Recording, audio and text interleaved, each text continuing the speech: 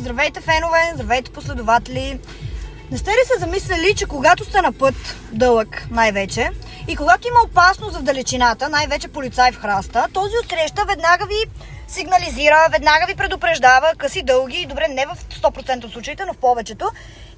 и вие помахвате, вие вече ставате приятели на пътя по един или друг начин и някакси вие връщате жеста на следващия, също му сигнализирате с къси, дълги,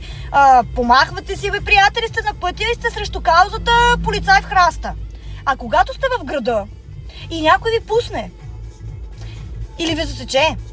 не ви се извинява с аварийни всеки път и не ви благодари съответно като го пуснете, което не мога да разбера защо се случва и във вас напира едно такова негодование,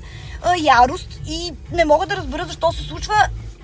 и тази толерантност на пътя я няма там, т.е. то не е толерантност, а приятелство и предупреждение,